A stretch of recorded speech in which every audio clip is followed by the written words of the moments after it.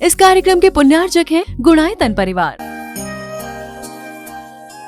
गुणायतन परिवार द्वारा भोपाल में बड़ी सार्थक पहल की गई है, जिसमें बच्चों को संस्कार युक्त और गुणवत्तापूर्ण शिक्षा देने का मौका मिल रहा है। ये बच्चों की व्यवस्था की गई है, जिसमें 6वीं 7वीं के बच्चे इस साल लिए जाएंगे और 11वीं 12वीं और सीए फाउंडेशन के बच्चों को यहाँ रखा जाएगा। ये मेधावी छात्रों को प्रावीण्य के आधार पर उसे प्रविष्टि मिलेगी। पूरे देश भर से प्रविष्टि आएगी। प्रत्येक कक्षा में मात्र 30-30 बच्चों का ही चयन होगा और चयनित बच्चे वे होंगे जो अपनी प्रतिभा के बल पर चुने जाएंगे और उनको एक प्रकार की स्कॉलरशिप दी जाएगी। ये छात्रवृत्ति के तहत पढ़ेंगे। गुणायतन के समाज कल्याण की दिशा में एक बहुत अच्छी पहल है और ये सार्थक पहल है। इसकी शुरुआत भोपाल से हो रही है। ये भोपाल वालों के लिए बहुत गौरव का विषय है। इसके लिए गुणायतन के साथ विद्यासागर इंस्टीट्यूट और सेज और एपीटी, इन तीनों को भी मैं बहुत बहुत आशीर्वाद देता हूँ।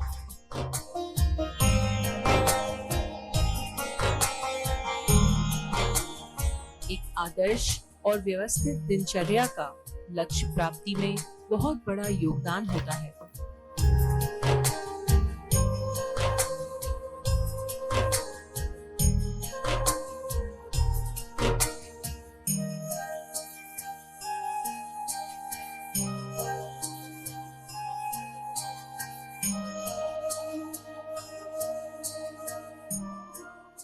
भावना योग क्या है? भावना योग का मतलब है भावनाओं का योग। हमारा संपूर्ण जीवन हमारी भावनाओं से नियंत्रित और संचालित होता है। हम जैसी भावना भरते हैं, हमारा जीवन वैसा होता है। भावनाओं का हमारे शरीर पर, हमारे मन पर और हमारी गहरा प्रभाव पड़ता है। भावना का जैसे शरीर से संबंध हम कहें तो ये कह सकते हैं कि हमारे शरीर की जितनी भी अंतःस्रावी ग्रंथियां हैं, वे हमारी भावनाओं से प्रभावित होती। जब हमारे मन में निराशा होती है तो कमजोरी सा अनुभव में होने लगता होता है। जब मन में उत्साह का भाव जगता है तो अपने आप शक्ति आ जाती है। ये सबका अनुभव है कि नहीं है, हैं? ये क्यों है? इसका संबंध हमारी भावना से। भावना से हमारे मस्तिष्क के सारे न्यूरॉन्स चेंज हो जाते हैं और जैसे हम भावना भाते हैं उसके अनुरूप हमारा इम्यून सिस्टम यानी हमारी रोग प्रतिरोधक क्षमता भी विकसित होने लगती है। हमारे शरीर में कई तरह के हार्मोन्स होते हैं। शास्त्रों में वैज्ञानिकों ने उनके अलग अलग नाम दिए हैं, लेकिन मैं आप सबके लिए बहुत अच्छे से समझ में आ जाए, अब कॉर्टिसोल बोलूँगा, एड्रेनालाइन बोलूँगा तो आप सबको समझ में नहीं आएगा। सेरोटोनिन बोलूँगा, डोपामिन बोलूँगा, समझ में नहीं आएगा। तो गुड हार्मोन और बैड हार्मोन, ये तो समझ में आएगा ना। तो जब हम अच्छे भाव रखते हैं तो शरीर में गुड हार्मोन विकसित होता है और जब हमारे भाव नकारात्मक होते हैं तो बैड हार्मोन यानी हेल्दी हार्मोन और अनहेल्दी हार्मोन, दोनों प्रकार का हार्मोन हमारे शरीर में सक्रिय होने लगता है। जैसे शरीर के हार्मोन्स होते हैं, शरीर पर वैसा प्रभाव होता है।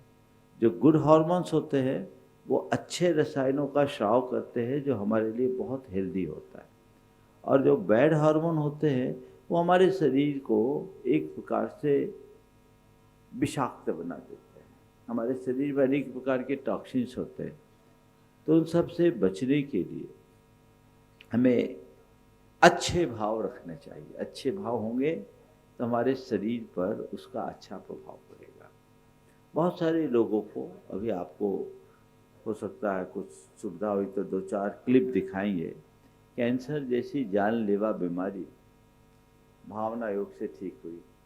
1-2 लोग तो आपके यहाँ भी उसके प्रत्यक्ष उदाहरण हैं, है ना, जिनने नियमित भावना योग किया और वो बीमारी ठीक हुई। ये कहना कि सारी बीमारी भावना योग से ठीक हो जाती है, ठीक नहीं है। लेकिन भावना योग एक सहायक चिकित्सा के रूप में काम करता है। हमारे यहाँ बहुत बड़ी कहावत है, जहाँ दवा काम नहीं करती वहाँ दुआ काम करती। ये दुआ क्या है? भावना योग। भावना एक सेल्फ हीलिंग है। क्या है? सेल्फ हीलिंग, स्वयं के द्वारा स्वयं की चिकित्सा। तो अब अपनी हीलिंग अपने माध्यम से दे सकते हैं। ये एक बहुत बड़ा कीमिया है, बहुत बड़ा एक ऐसा रसायन है जो हमारे जीवन को रूपांतरित कर सकता है। मैं बहुत संक्षेप में बात कर रहा हूँ। अब रहा सवाल मन का, तो भावनाओं का हमारे मन से संबंध है। हमारे शरीर में जैसी ग्रंथियाँ होती, ग्रंथियों का जिस तरीके का स्राव होता है हमारा भाव होता है। जब कॉर्टिसोल जैसे हार्मोन सक्रिय होते हैं तो हमारे अंदर नकारात्मक भाव विकसित होते हैं, और सेरोटोनिन, डोपामिन जैसे हार्मोन एक्टिव होते हैं तो हमारे अंदर आनंद, प्रसन्नता, अहोभाव की अभिव्यक्ति होती है। तो अच्छे और बुरे हार्मोन का संबंध है हमारे मन से, हमारी भावनाओं से, और हार्मोनों का संबंध हमारी भावनाओं से है। तो दोनों चीज़ें एक दूसरे को प्रभावित करती है।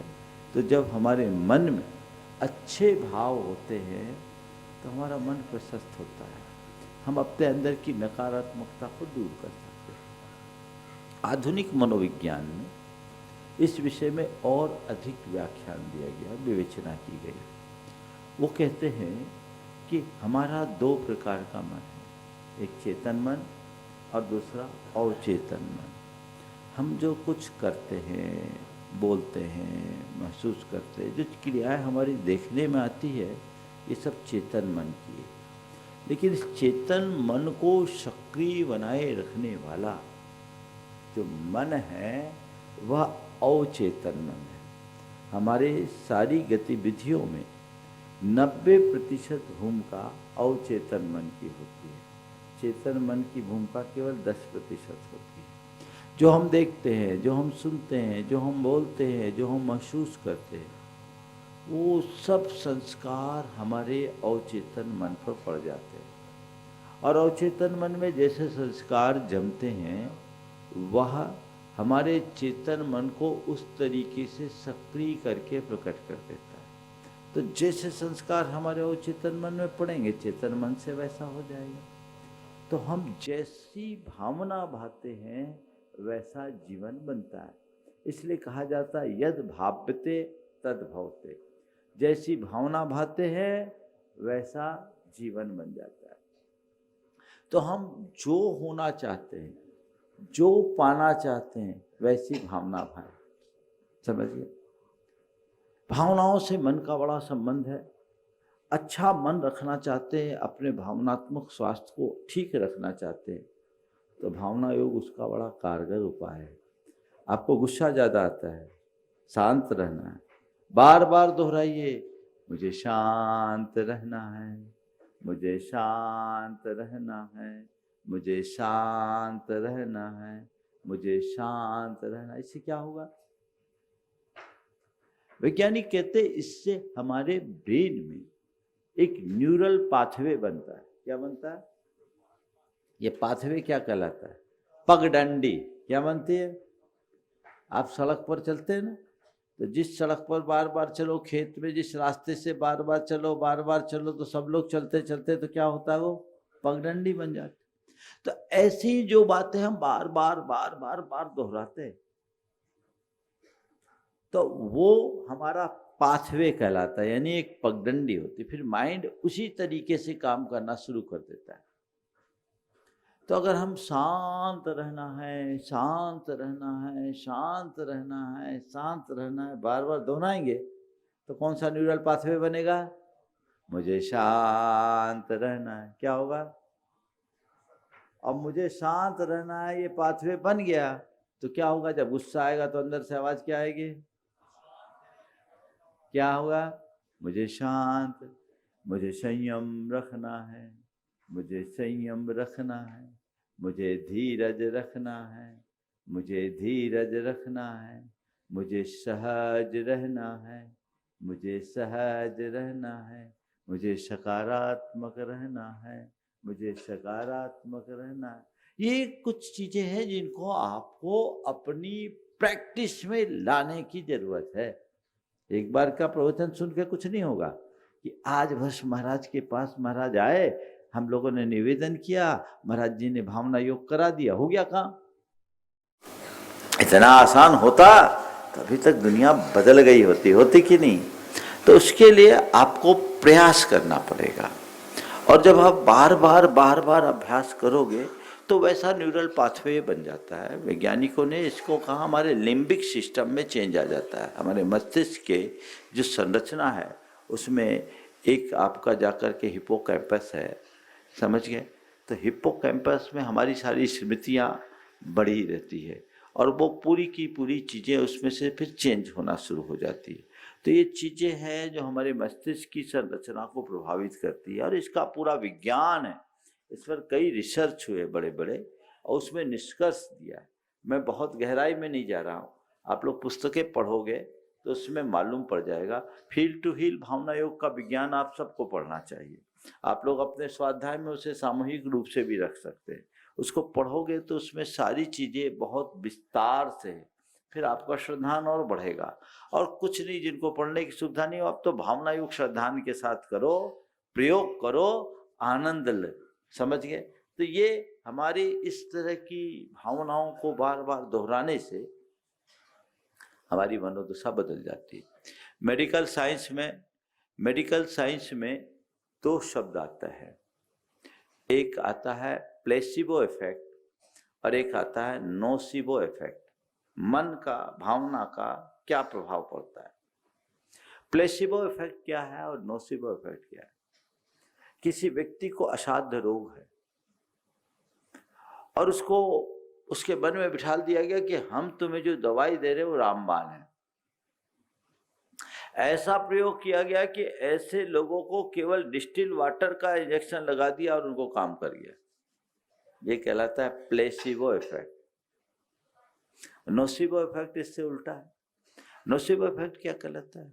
सामान्य सी बीमारी है और उसे कह दिया जाए भैया ये बीमारी बहुत भयानक है, लाइलाज है, इसका ठीक होना मुश्किल है। अब क्या होगा? अच्छी से अच्छी दवाई भी नहीं लगेगी। इसको कहते हैं नोसिबो इफेक्ट। अपने अनुभव को देखो, मन में बहुत वीकनेस लग रही है, कमजोरी लग रही है, और कोई उत्साहित कर दे, ताकत आ जाती है?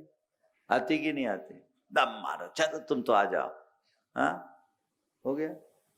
और आप अच्छे भले चल रहे, क्या बात है भाई आज तबीयत थोड़ी खराब सी दिख रही, बीपी भी ठीक है कि नहीं? थोड़ा देखो तो पाँव लड़खड़ा रहे। नहीं मैं तो ठीक हूँ, हमें कभी बीपी हुआ ही नहीं। थोड़े आगे, क्या बात है भाई आज तुम थोड़े से ऐसे ही गड़बड़ाए दिख रहे हो, कुछ गड़बड़ है क्या? क्या है? नहीं मैं तो ठीक हूँ। अरे भाई क्या बात है आज बड़े एबनॉर्मल लग रहे हो। तीसरे ने कहा मामला गड़बड़ है। तीन ने कह दिया चलता हूँ बीपी चेक कराता हूँ। अब बोलो क्या निकलेगा? हाँ, किसने बढ़ाया? किसने बढ़ाया? इसका खेल मन का है। तो इसको साधने की कोशिश करना, इसका अभ्यास करना चाहिए, ठीक है? हाँ, अब तीसरे चरण में आत्मा। भावना योग का मूल जो साध्य है वो आत्मा है। जैन साधना पूरी तरह से भावना योग पर केंद्रित साधना है, समझ गए? हमारे अंदर अनादि के संस्कार जमे हुए हैं, स्वयं को रागी, द्वेषी, मोही, कामी, क्रोधी, लोभी मानने के हैं।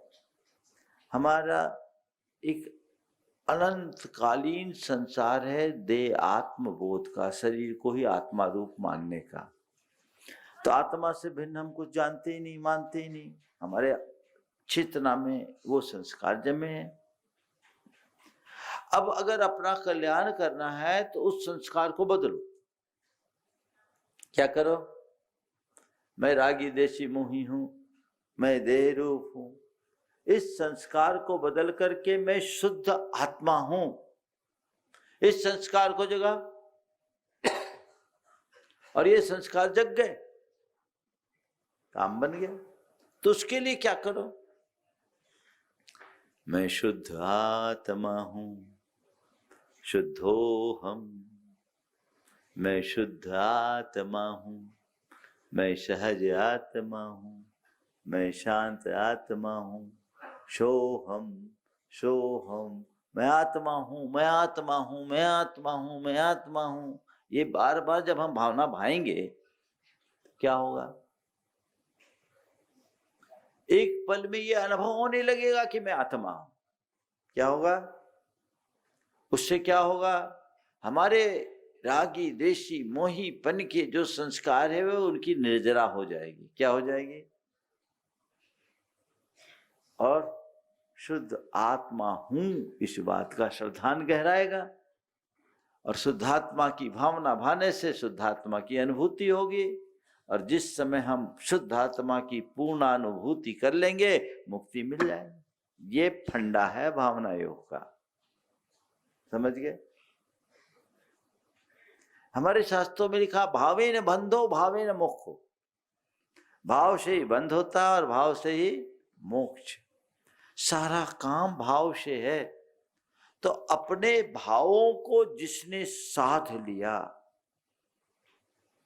उसका जीवन तर गया। समझ गए? आचार्य कुंद ने क्या लिखा? जे याद भावन मिनम निच्चु जुत्तो मुनि समाचर दे, सो सब दुख मोखम पावई अचिरेन कालीन। जो मुनि नित्य उद्यत होकर मैं शुद्ध आत्मा हूं ऐसी भावना भाता, वो सब दुखों से मुक्त होकर सिद्ध शीघ्र ही परमात्मा हो जाता है। ये कौन बोल रहा है? कौन बोल रहा है? आचार्य। कौन बोल रहा है? आचार्य कुंद। ये समय सार की कथा है, ये भावना योग का मूल है। तो हमारा साध्य क्या है? उस परम तत्व को प्राप्त करना। तो यदि आप भावना योग करते हैं तो शरीर के स्तर पर, मन के स्तर पर और चेतना के स्तर पर, तीनों स्तर पर स्वस्थ हो सकते हैं। आप बीमार पड़े तो भावना योग करें, अच्छी बात है, पर केवल बीमारी के लिए न करें। स्वस्थ रहने पर भावना योग करो तो और मजा है। और केवल शरीर से स्वस्थ होने वाला स्वस्थ थोड़ी है। संसार में शरीर के रोगी कम है, मन के रोगी ज्यादा। भावनात्मक रूप से सब लोग परेशान हैं। तो आप लोग रोज की दिनचर्या में इसे अपना अंग बना लें। ये मुझे भावना योग तो करना ही है और अच्छे से करना है। अभी जो मैं भावना योग कराऊंगा उसको आपको विजुअलाइज करना है, माने वैसा महसूस करना है। विजुअलाइजेशन का अपना बड़ा इफेक्ट होता है। एक प्रयोग किया गया, कुछ लोगों ने पियानो बजाया। पियानो समझते हैं? सितार समझ लो।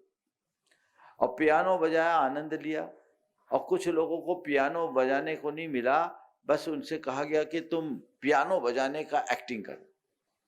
और उन्होंने पियानो बजाने का एक्टिंग किया ऐसा, और एकदम लीन होते हुए मानो पियानो बजा रहे हैं, साथ में वैसी ट्यून बजाई गई। आप सुनकर के आश्चर्य करेंगे। बाद में दोनों की जो ईईजी चेक की गई तो जिनने पियानो लेकर के बजाया उनमें और जिनने बिना पियानो के बजाया उनमें, दोनों की मस्तिष्क की रिपोर्ट एक सी थी। ये इफेक्ट ऑफ विजुअलाइजेशन, समझ गए? हमारे एक बड़ी पुरानी कहावत आती है कि मुनि ने गुरु से पूछा, आत्मा का ध्यान करने आपने बोला, आत्मा दिखती नहीं, ध्यान कैसे करूं? गुरु ने कहा आत्मा नहीं दिखती, भैंसे को देखा है? बोले देखा है। बोले जा गुफा के अंदर चले जा और 3 दिन तक महिषोहम महिषोहम महिषोहम का ध्यान कर। महिष का अर्थ होता भैंस। मैं भैंस आऊं, मैं भैंस आऊं, मैं भैंस आऊं। शिक्षा आज्ञाकारी था, गुफा के अंदर चला गया और 3 दिन तक लगातार महिषोहम महिषोहम महिषोहम का ध्यान करने लगा। जब 3 दिन पूरे हुए, गुरु ने कहा हो गया ध्यान, बाहर निकल। हो गया ध्यान, बाहर निकल। शिष्य ने कहा गुरुदेव बाहर कैसे निकलूं, गुफा का द्वार छोटा है, सींगे बड़ी अटक रही है। गुरु ने कहा बेटा न कोई सींग है न कोई भैंस है, तू आदमी, बाहर निकल। तब उसे ख्याल आया मैं तो आदमी हूँ। बाहर आया। गुरु ने कहा देख, जब भैंसे का ध्यान करके भैंसा बन सकता है, महिषो हम के चिंतन से तू महिष बन सकता है, तो सोहम की भावना से तू परमात्मा हो सकता, उसमें कोई बाधा नहीं है। समझ गए? तो ये भावना योग के विषय में मैंने आप लोगों को संक्षिप्त जानकारी दी। अभी भावना योग के साथ ऊर्जा प्रवाह का क्रम होगा। एक बार ऊर्जा प्रवाह को दिखा दो स्क्रीन पे। ये देखिए, आप स्क्रीन पे देख रहे हैं, एक बादल के दल की तरह दिख रहा है आपको। जब मैं कहूँगा कि ब्रह्मांड की सारी सकारात्मक शक्तियाँ घनीभूत होकर मेरे भीतर प्रवेश करें, तो आपको ऐसा महसूस करना है कि ये ऊर्जा की धार ऊपर से सीधे आप पर बरस रही है। अपने आंखों में बसा लीजिए। जब मैं कहूँगा तो आपको ऐसा महसूस करना है कि ब्रह्मांड की सारी सकारात्मक शक्तियाँ ऊपर से बरसकर मेरे मस्तिष्क पर पड़ रही है, और चलने दो, मेरे मस्तिष्क पर पड़ करके मेरे संपूर्ण शरीर में व्याप्त हो रही है। आपको इस ऊर्जा की धारा को ऊपर से नीचे लाना है, ठीक है? पूरे शरीर में व्याप्त करना है। और आज एक नया प्रयोग कराऊंगा। ये ऊर्जा की धार नीचे की ओर आ रही है, और फिर आपको ऐसा महसूस करना है कि ये पूरी ऊर्जा आपके शरीर से निकलते हुए जमीन में जा रही है, आपके अंदर की सारी नकारात्मकता को निकाल रही है। क्या करना है आपको महसूस करना है, ये ऊर्जा की धारा आ रही है। देखिए पूरी पेड़ की जड़ों की तरह जो दिख रहा है, इसमें ऊर्जा का प्रवाह आ रहा है, ये पूरी धारा आ रही है। और जितनी भी आपके शरीर की विकृतियां हैं, बीमारियां हैं, नकारात्मकताओं, सबको बहाकर आपके पांवों से जमीन के अंदर जा रही है। क्या महसूस करना है, ये सब पांवों से जमीन के अंदर जा रही है। जैसे जहां लाल दिख रहा है, मान लीजिए आपके कंधे में दर्द है, तो समझ लीजिए ये पूरा लाल है, इसको आप ऊर्जा के प्रवाह से साफ करें।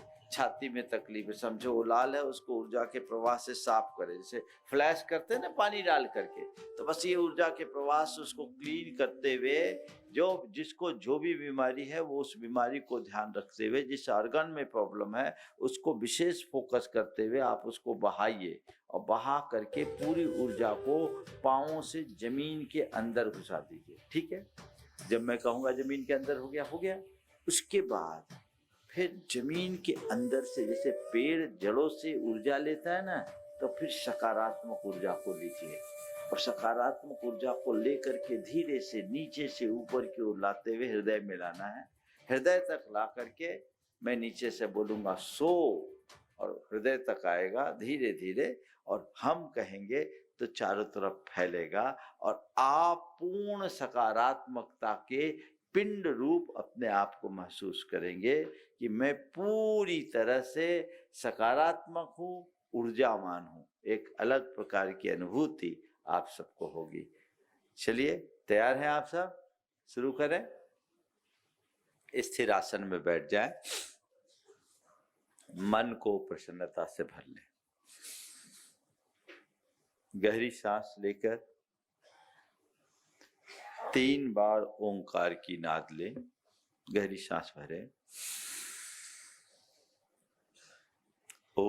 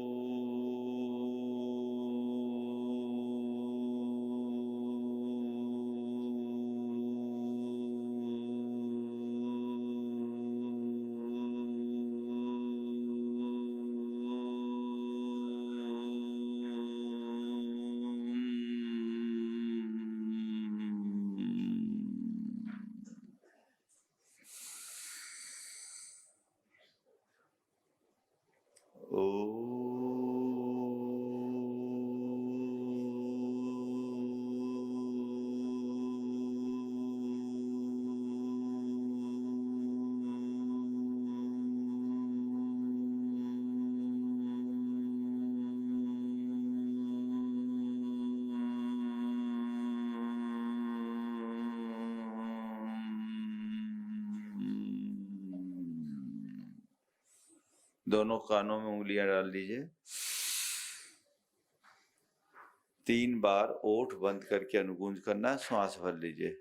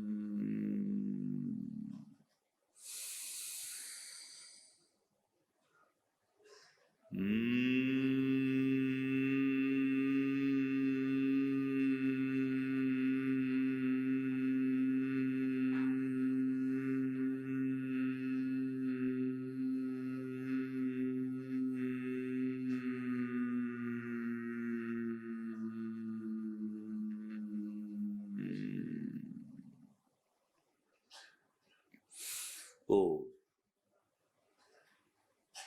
मन को प्रसन्नता से भर लीजिए। प्रभु परमात्मा की उपस्थिति का एहसास कीजिए। हे प्रभु, आपके चरणों में कोटि कोटि वंदन,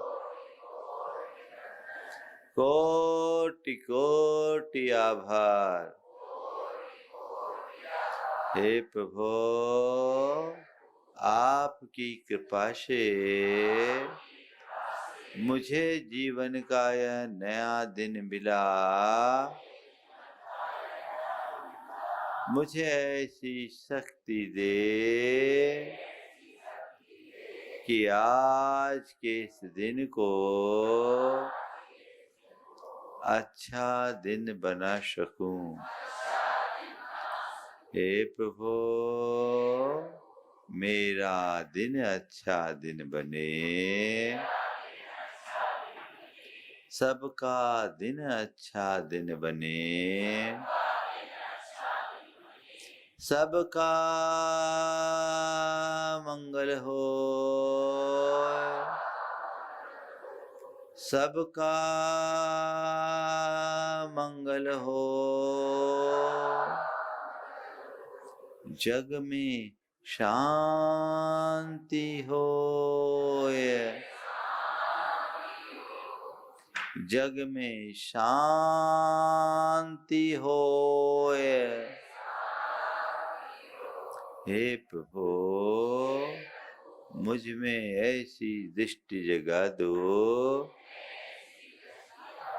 कि मैं सहज, शांत, संयत और सकारात्मक जीवन जी सकूं। हे प्रभु, मैं सहज रहूं, मैं सहज रहूं, मैं सहज रहूं, मैं सहज रहूं, मैं सहज रहूं, मैं सहज रहूं, मैं सहज रहूं, मैं सहज रहूं, मैं शांत रहूं, मैं शांत रहूं, मैं शांत रहूं, मैं शांत रहूं, मैं संयत रहूं, मैं संयत रहूं, मैं संयत रहूं, मैं संयत रहूं, मैं संयत रहूं, मैं संयत रहूं, मैं संयत रहूं, मैं संयत रहूं, मैं सकारात्मक रहूं। मैं सकारात्मक रहूं। मैं सकारात्मक रहूं। मैं सकारात्मक रहूं। मैं सकारात्मक रहूं। मैं सकारात्मक रहूं। मैं सकारात्मक रहूं। मैं सकारात्मक रहूं। हे प्रभु, अपनी सकारात्मकता को बनाए रखने के लिए मैं बीते दिन की सभी बुरी स्मृतियों का परित्याग करता हूँ। हे प्रभु, बीते दिन में मैंने जो भी बुरा सोचा, जो भी बुरा बोला और जो भी बुरा व्यवहार किया, उसका मुझे घोर पश्चाताप है। उसका मुझे घोर पश्चाताप है। मैं उसकी निंदा करता हूँ और उसका परित्याग करता हूँ। हे प्रभु, क्रोध के आवेग में आकर मैंने न जाने कितनी बार क्रोध किया, औरों से दुर्वचन कहे, उनसे दुर्व्यवहार किया। अपनी गलती होने पर भी सामने वाले को दोषी ठहराया, स्वयं को अपमानित महसूस किया, औरों का अपमान किया, दूसरों को नीचा दिखाने की कोशिश की, औरों से छल कपटपूर्ण व्यवहार किया, लोभ लालच में पड़कर अनैतिक कार्य किए, धन कमाने की प्रबल लालसा में नाना प्रकार का पापाचार किया। इसका मुझे घोर पश्चाताप है। मैं उसकी निंदा करता हूँ और उसका परित्याग करता हूँ। हे प्रभु, मैंने ईर्ष्या और विद्वेषवश दूसरों को नीचा दिखाने की कोशिश की, उनके ऊपर झूठा दोषारोपण किया, औरों की प्रगति देखकर मन में जलन कुढ़न का भाव रखा, मन में वासना के गंदे विचार भरे, माता बहनों को बुरी दृष्टि से देखा, अश्लील दृश्यों का अवलोकन किया। इसका मुझे घोर पश्चाताप है। मैं उसकी निंदा करता हूँ और उसका परित्याग करता हूँ। हे प्रभु, मेरे द्वारा बुरा सोचने, बुरा बोलने अथवा मेरे बुरे व्यवहार से जिस किसी का भी दिल दुखा हो, कष्ट पहुंचा हो, उन सभी से मैं हृदय से क्षमा मांगता हूँ, अपनी ओर से उन्हें क्षमा करता हूँ, वे भी मुझे क्षमा करें, वे भी मुझे क्षमा करें।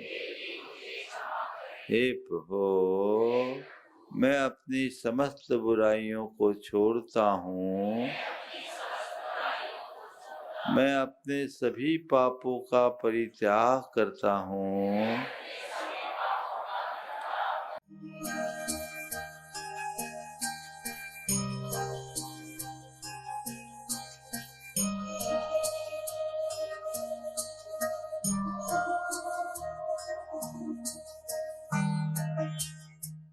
इस कार्यक्रम के पुण्यार्चक हैं गुणायतन परिवार।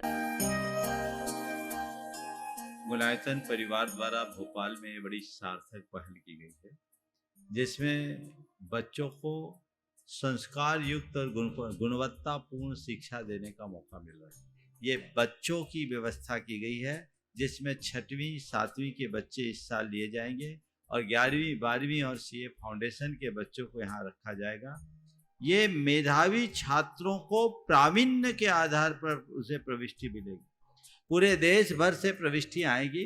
प्रत्येक कक्षा में मात्र 30-30 बच्चों का ही चयन होगा और चयनित बच्चे वे होंगे जो अपनी प्रतिभा के बल पर चुने जाएंगे और उनको एक प्रकार की स्कॉलरशिप दी जाएगी। ये छात्रवृत्ति के तहत पढ़ेंगे। गुणायतन के समाज कल्याण की दिशा में एक बहुत अच्छी पहल है और ये सार्थक पहल है। इसकी शुरुआत भोपाल से हो रही है। ये भोपाल वालों के लिए बहुत गौरव का विषय है।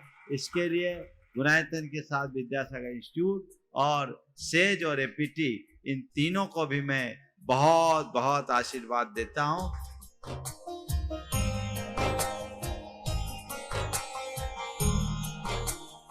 एक आदर्श और व्यवस्थित दिनचर्या का लक्ष्य प्राप्ति में बहुत बड़ा योगदान होता है।